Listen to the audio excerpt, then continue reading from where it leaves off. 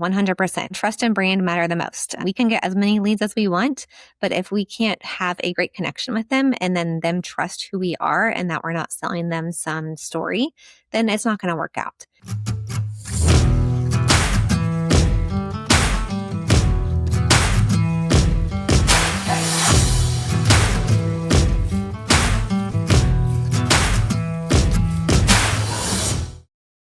Welcome to the Hire Truckers Podcast. I'm your host, Aaron Craddock, and I'm super excited today to have Rebecca Anderson on today with Transland.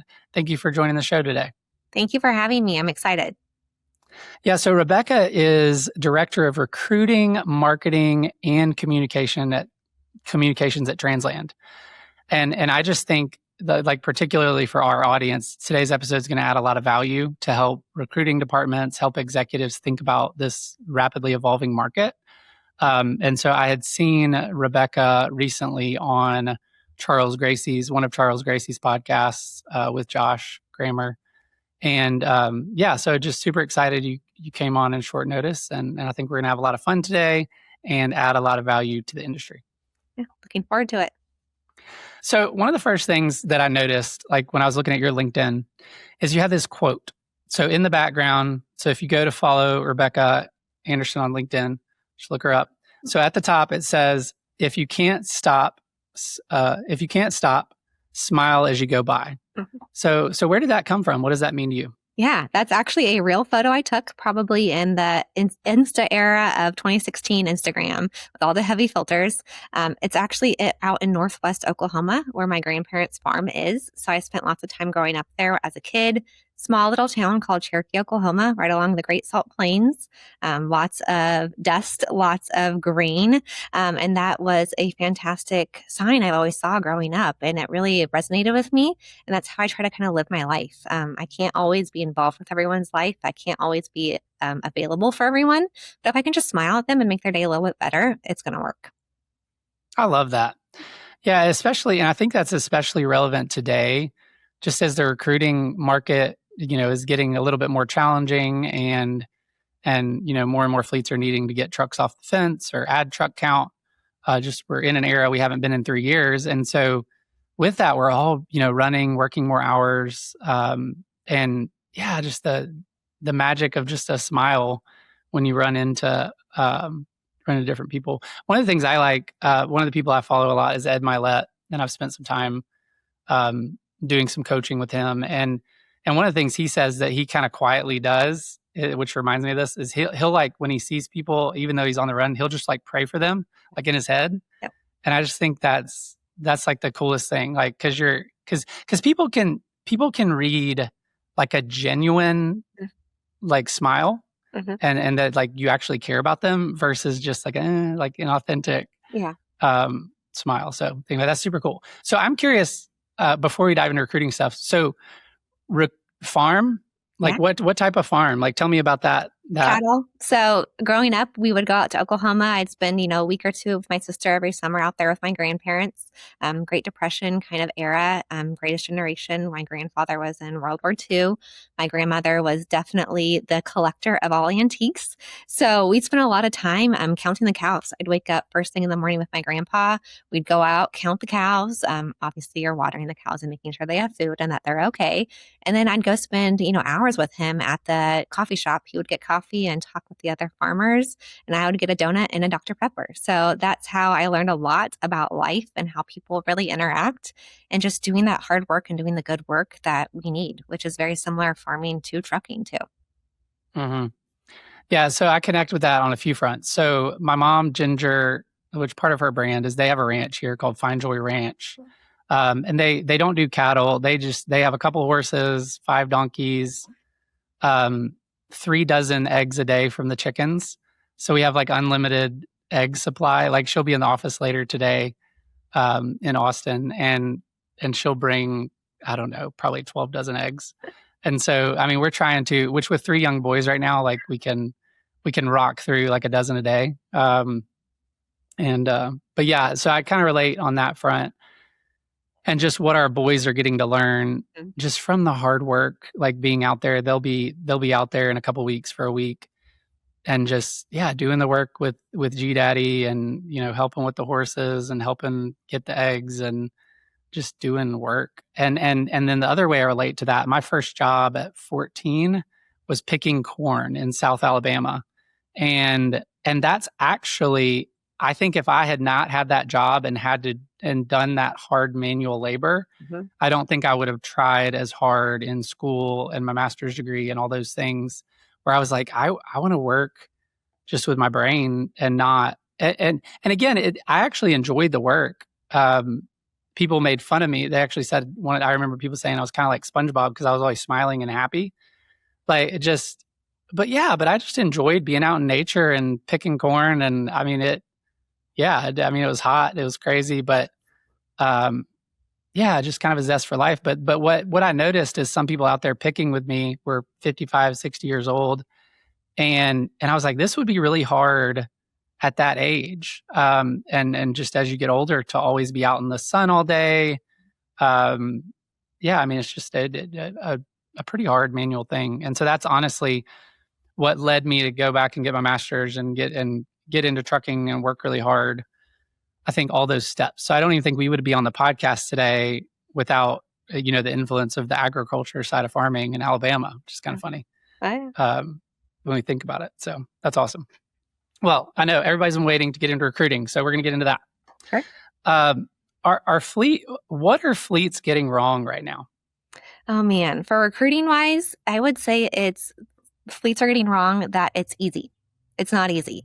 You're getting lots of leads. You're getting drivers that are interested, but connecting with them and actually finding out their motivation and matching it with what you have to offer and ensuring that it's a good fit. That is a dime in a dozen. That's impossible to get. It's hard to find the right driver for the right fit because we want to make sure that they're making the right decision for themselves as well as their families and the company. We don't want to have a driver come join our team that's going to be there for a few months. We want them to come there and stay there and be happy and be successful. Honestly, we want them to be successful, their family to be successful, and then Transland to be successful. That's how we were founded by Mr. Glenn and Mrs. Anna Walker back in 1982, and that's how we still operate today. That reminds me. So I did an episode, it hasn't come out yet, but with Willie Nelson, that is with TXTA here in Texas. And so on that episode, which will come out before this, he says specifically, he's like, recruiting is like a marriage. And I was like, where are you going with this? But he was saying like, you like there is the right fit of the driver with the fleet. And so you can't assume that every single driver coming into your pipeline. And so that really reminds me of that. And then just pairing radical honesty in your recruiting process with like what makes them successful. And if you don't try to do that, then it's more likely that you're going to lose that driver in the first 90 days. So was that something that you guys did really well even 10 years ago when you came on, or has that been kind of an evolution? And like, how does the fleet get better at that? Yeah, I definitely think we've been very good at that, of finding the right drivers for the right fit for our company, but it ebbs and flows. So, I mean, what I started 11 years ago, it was a completely different world than it is now. That was pre-COVID. That was pre of the generation retiring and leaving. I mean, it's a whole new generation in trucking. The professional driver looks different today than it did 11 years ago. So we had to, of course, adapt and find what works for them and then adapt our company too. That works with our drivers as well as, our customers. We're here to serve them as well. So you just said the professional driver looks different today than 11 years ago and pre-COVID. Like what do you mean by that? Like what are you seeing on the ground?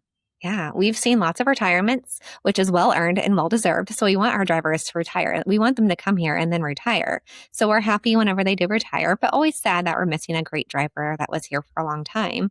But the newer drivers is a different generation, just like how I'm a different generation in the office. So from the one before me, we're seeing that with our drivers too. The home time needs are different.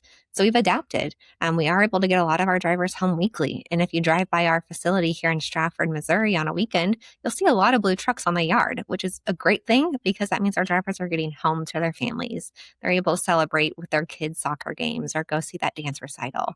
That's what's important. That's why we are founded as a company, is for the family. And we really are doing that today. That's awesome. So you guys are able to prioritize that home time and those needs. What do you do when you can't get them home? Is there just a certain profile of driver that fits and wants that, Yeah. or do you get them all home? Yeah, I would say we get them all home whenever they want to get home. We are very, very good at that. We take a lot of pride on that and we take that very seriously. Obviously, you have to have notice and good time. If there's an emergency, we'll get you home. We're not going to wait. We're not going to delay. We're not going to find a load. We're going to find a way to get you home. But as for prioritizing that, yeah, we still see some of those more traditional older school drivers that want to be out for weeks or months on end. And that's okay. We'll make it work for them too. However, I would say a majority anymore, they want to get home more often, as I can completely understand and empathize with. Yeah. And so did that take like making that shift over the last 11 years? Like did that take because that's not just recruiting, that's an operations thing, dispatch, upper management conversations, financial considerations. Like how did you guys make that pivot? Oh, yeah. It involves every single department in the company to make that pivot. And it has. We've worked with our customers. We've seen that freight shift too. We've seen the way the drivers shift, and we've had to kind of shift with our customers and our drivers and make it work for everyone. It's a puzzle piece every day, getting the drivers dispatched and getting them home when they need to. It's magical to watch the load planners and then the fleet managers and the customer service team work on that. I'm still in awe every day that they do that. But it's also kind of magic for getting a driver in to orientation and getting them into Transland and into our culture and our values. Mhm. And so we talked about where, how all the shifts we've made the last 12 years, but a lot of recruiting departments and C-level, C-suite at the largest fleets in the country are wondering what changes should they make now. And so with that, like are drivers responding differently today and do they have different needs than they did 12 months ago? Yeah, I would definitely say that there's been a shift in 12 months in trucking. We know fuel prices have made a huge difference, so we're paying way more attention to our drivers' efficiency and the fuel mileage. That's a huge cost for any trucking company, and we're not huge. We're about 200 or less trucks and drivers, so that money really, really, really matters. And to be successful for ourselves and for our families and our customers, we have to pay attention to that. We've seen more drivers kind of applying just because they're interested, but not really making moves, which is okay. They're kind of maybe unhappy with some place that they're at, which is fine. We're willing to talk to them about that. And we're seeing, honestly, a lot more drivers come in and then starting to ghost us. We've seen that increase since COVID. It was really bad during 2020. It got a lot better. And then this last 12 months, we're seeing a lot more drivers put interest, accept the offer, and then for some reason or another, just stop communicating, even though we are reaching out. So it's been interesting. I'm kind of curious to see how that's shifting again. We've seen a little shift in the last month or so. So I'm anxious to see how it goes the rest of the year. That was my next question is like we went 11 years, Mhm. 12 months. Yes. Now I'm going last 45 days. Yeah. So like what are you seeing right now? Like what are the patterns? What are the changes just as everything seems to be moving under our feet? Yeah, we are seeing lots of drivers who used to drive for Transland that went somewhere else, and then they're calling us back, which is great. We obviously want to welcome someone back who was a great fit for our company, and we were a great fit for them. And if they leave to go explore something else, we're going to encourage that. We're going to say that's okay. We understand. We want you to do what's best for you at that moment. But we're seeing more of them calling back and wanting to reapply. And the grass wasn't always greener, but sometimes you have to experience that and learn from that, and then find out what you really had, and then come back home. Hmm. Yeah, I think that's the mark Mhm. of a really good culture and leadership. Like when you have people and you support them like towards their goal and their family vision that might be outside of your org, and you're like, hey, like I'm not going to hold it against you. And if down the road like you want to come back, like just have that conversation. That's really cool, and I think that's a mark of fleets doing it correctly. Just when the drivers go try the other opportunity, and then they're like, oh wow, what Transland has is really special. So that's pretty cool. Yeah, those are my favorite phone calls. I'm calling a driver who left us and we want them back. I'm obviously wanting to, bring them back, but my main purpose of the call is to find out how they're doing.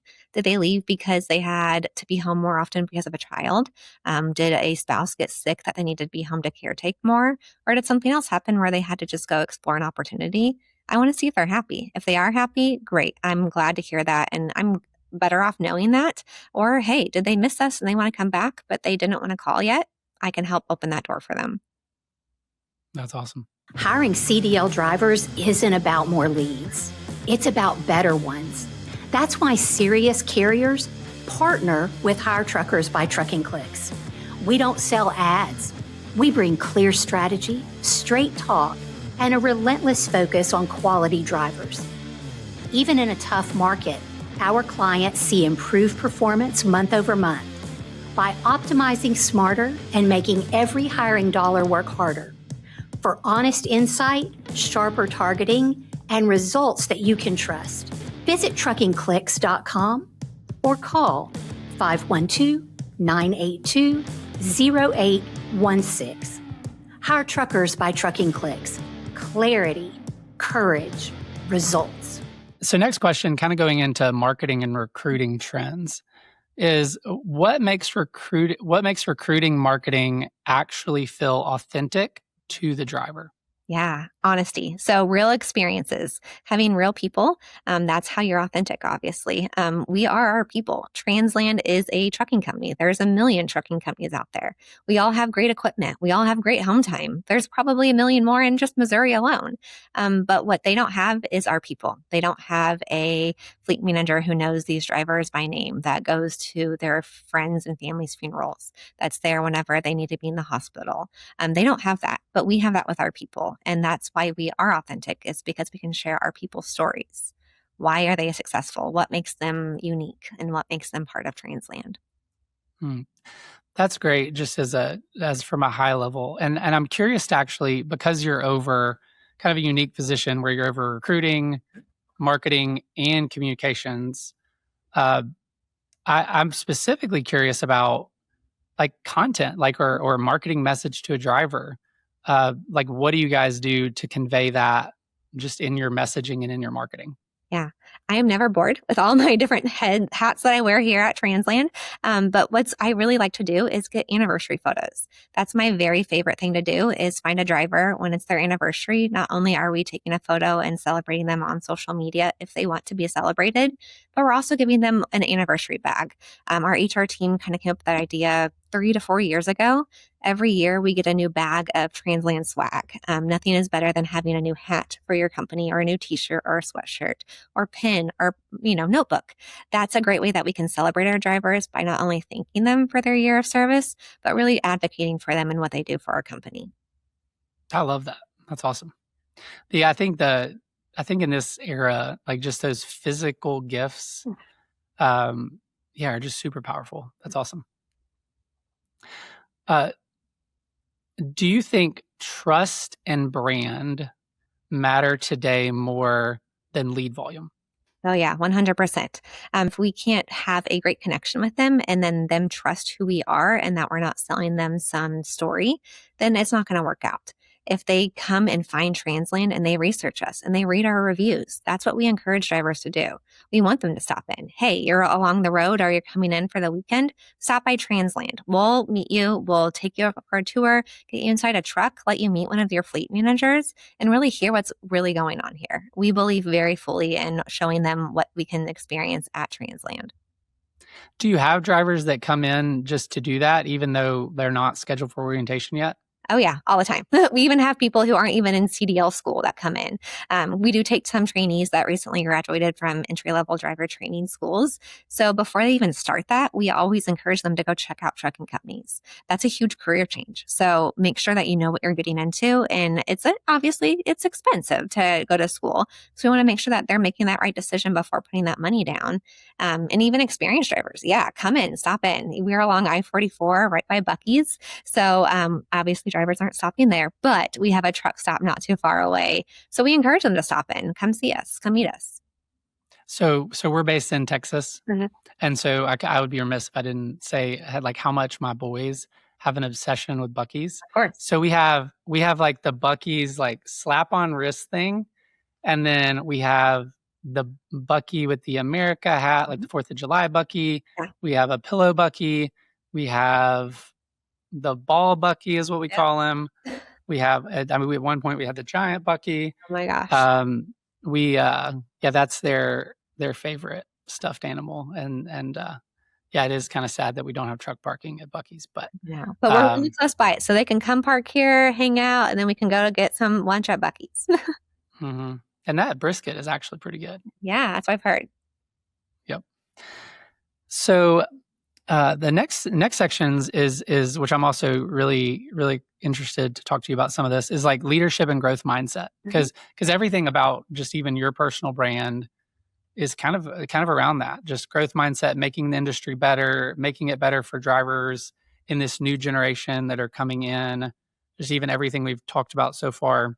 And so what's a hard lesson that trucking has taught you personally? Yeah.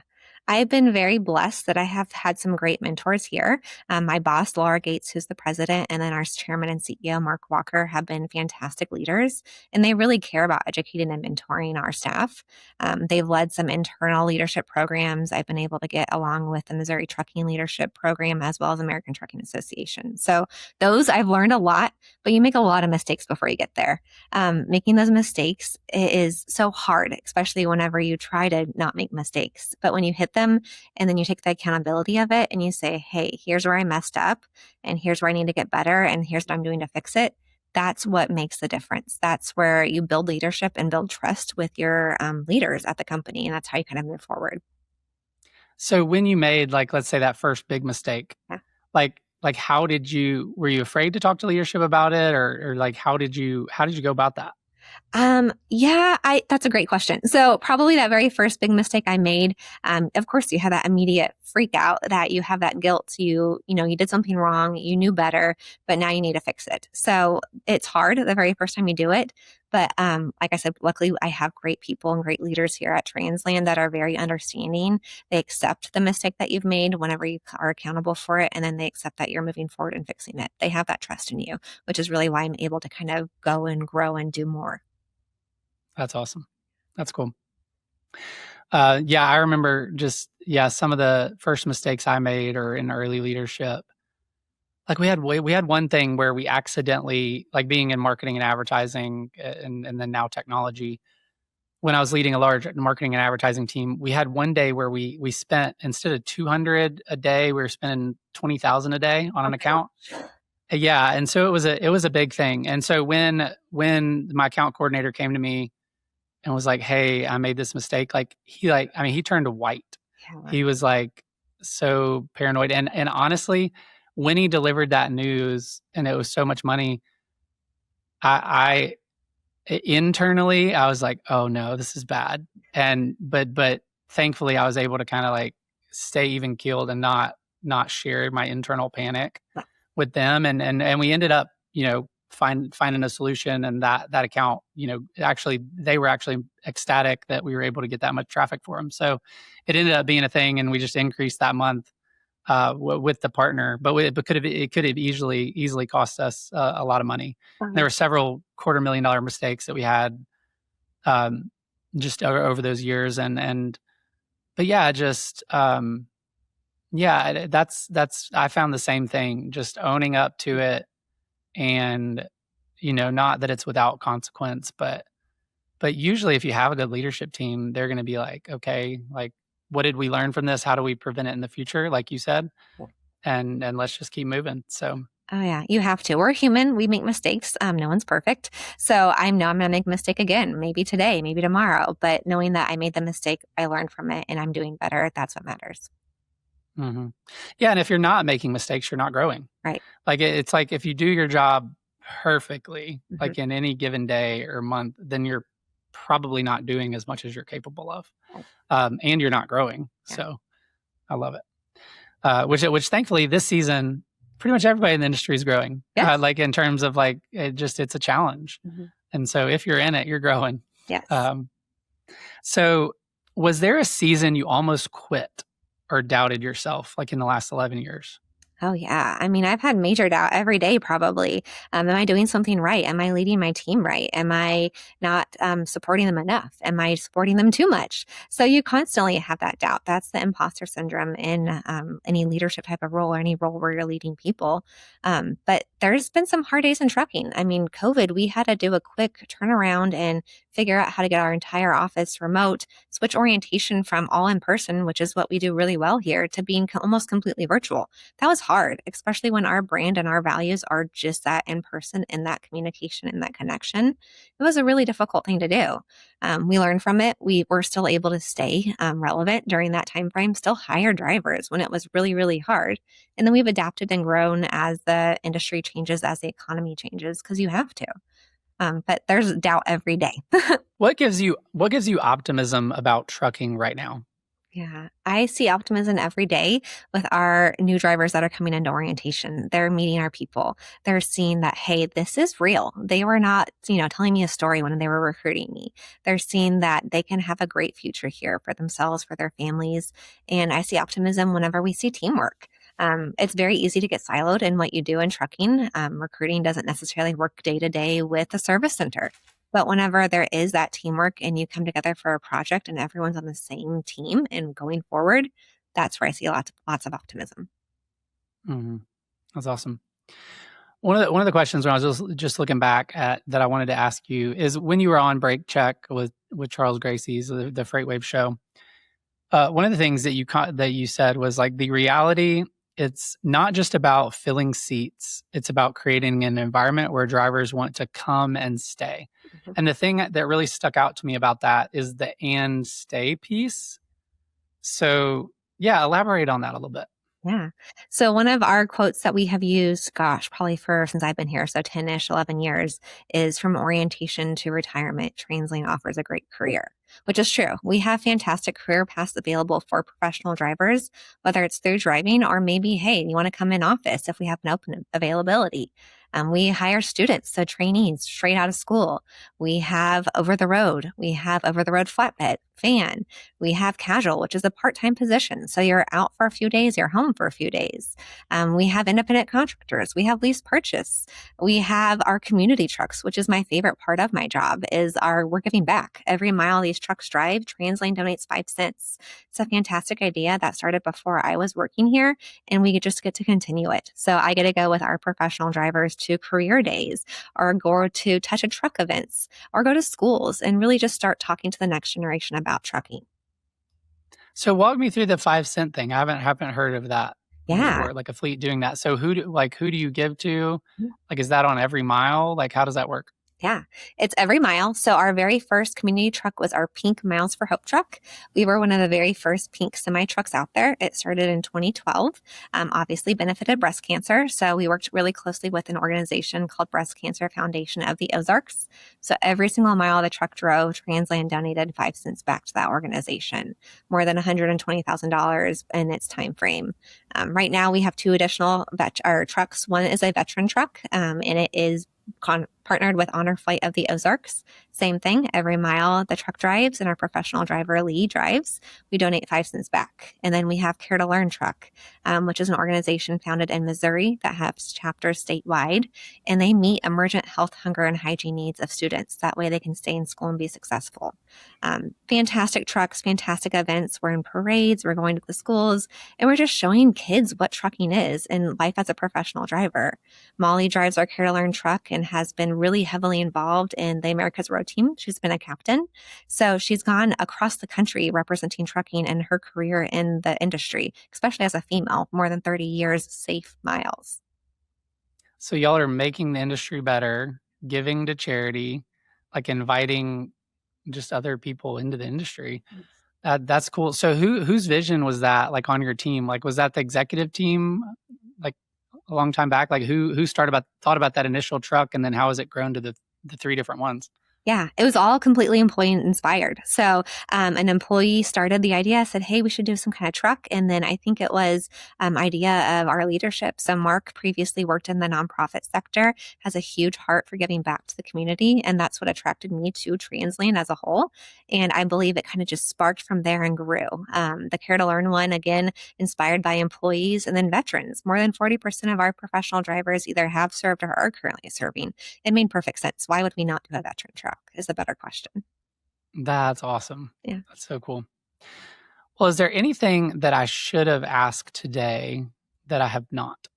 I don't think so. I just have a big passion for the trucking industry and the people that are involved in it. Some of the best people I've ever met my entire life, and everyone really cares about the safety of the drivers on the road, about the safety of passengers on the road, and really just making a good industry and a good place for people to work for themselves and their families. That's awesome. Well, thank you so much for your time today, Rebecca, and jumping on short notice.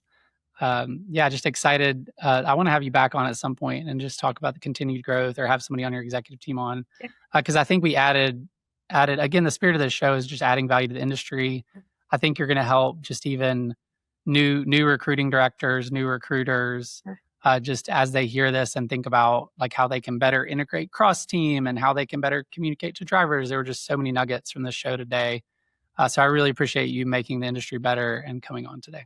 Thank you for having me.